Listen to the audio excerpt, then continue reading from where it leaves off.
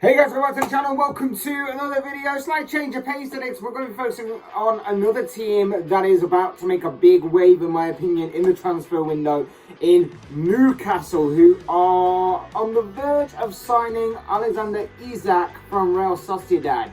Now, this move isn't official yet, but everything is moving in the right direction, and it is seemingly imminent of the official announcement that he will become a Newcastle player in the very near future. Maybe even as this video goes up, it will be typical and likely that that would happen. But the overall news is that the 22-year-old Swedish international is on the verge of joining Eddie Howe's side at the time of recording. He is obviously signing from Real Sociedad, like I mentioned. He's going to be a record-breaking transfer for the Magpies, somewhere in the region of £60 million, which would take it to just over 70 million euros, blah, blah, blah. And he could even be in contention to make his Newcastle debut as early as Sunday, when obviously Eddie Howe's side take on Wolves. This could be a big, exciting transfer in prospect for Newcastle going forward. A big wave in the transfer window, perhaps, if things are to go well for this guy, because he is a promising talent, to say the least. And so we're going to be talking about Newcastle, about him, everything else in between. But before we get into all of that, I would like to remind you to please like the video and also subscribe if you're new. Both things are always and really greatly appreciated. But for now, let's talk about this transfer. Aleksander Isak, now of Real Sociedad, but soon to be of Newcastle United. It wasn't so long ago that this guy was being viewed as one of the youngest and newest and hottest properties in world football. If you take your mind back to last year when the Euros was happening, Sweden had him as their poster boy. Everybody was talking about, whenever anybody was talking about Sweden, they in their minds instantly were cast to Aleksander Isak, a striker of Real Sociedad who had an unbelievable season for a youngster in La Liga going into that tournament. And yes, he is still highly rated, because obviously there was a lot of buzz of him going into that tournament. He played pretty well in that tournament, and then there was a lot of buzz coming out of it after that tournament about him and where his footballing future may end up. He did stay at Sociedad from that point on, despite being linked with the likes of Arsenal and Manchester United. But let's face it, who hasn't been linked with a move to Manchester United in recent times, of course. But back to Isak.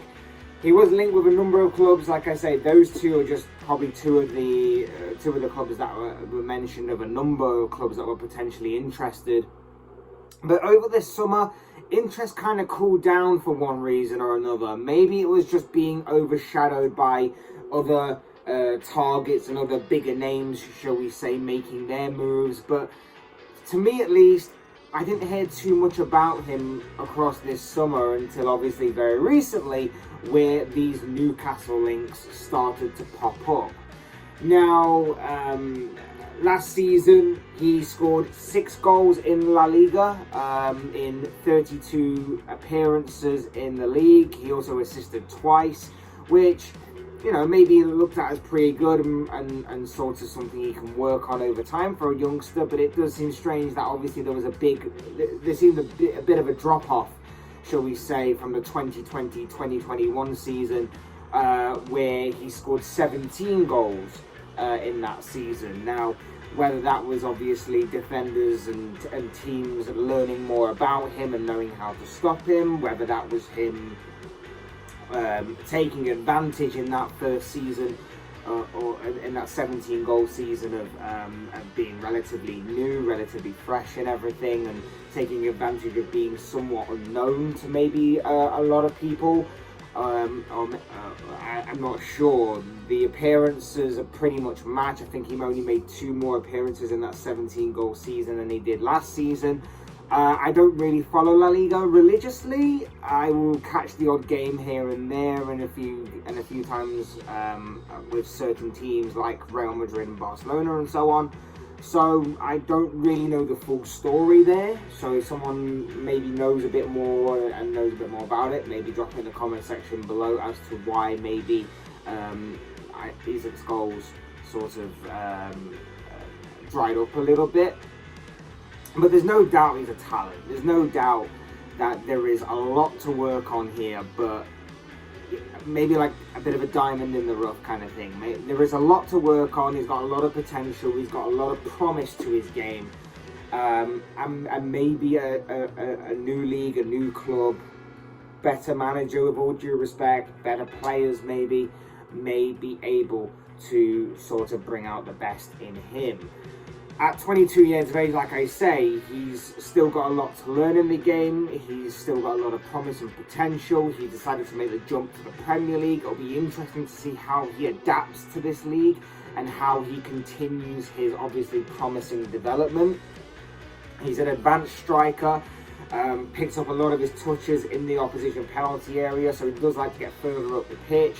He's got good ball retention, he's quick, he's got decent technique, he's confident with the ball at his feet, he's not afraid to take players on, he's also not afraid to have a shot on goal, which I'm sure will please and maybe excite a lot of the Newcastle supporters, and of course probably many of the reasons why Eddie Howe and Newcastle have taken a shine to him and decided to take a bit of a gamble on him, in my opinion, with the kind of fee that's being talked about within this deal.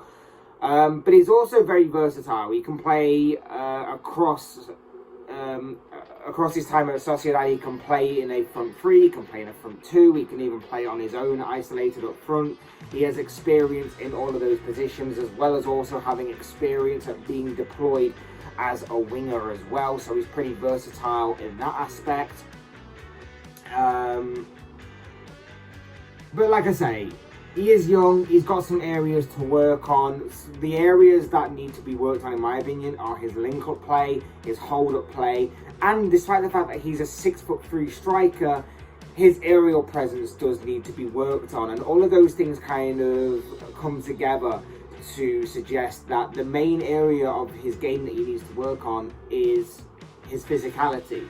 His physicality is something that needs to be continued to be improved upon and continue to be worked on, and I think that will obviously happen over time, but it's how well he will adapt to that. When you think about the English game, when you think about the Premier League, the one thing that every foreign player, foreign manager always points out about this league is its physicality, is its endurance, its stamina. Everything along those lines to go with the physicality side of the game is what every manager, player from abroad points out. And it's going to be interesting to see how he continues his development in that aspect, because if he manages to adapt well and he manages to float rather than sink, Newcastle could have one hell of a player on their hands here.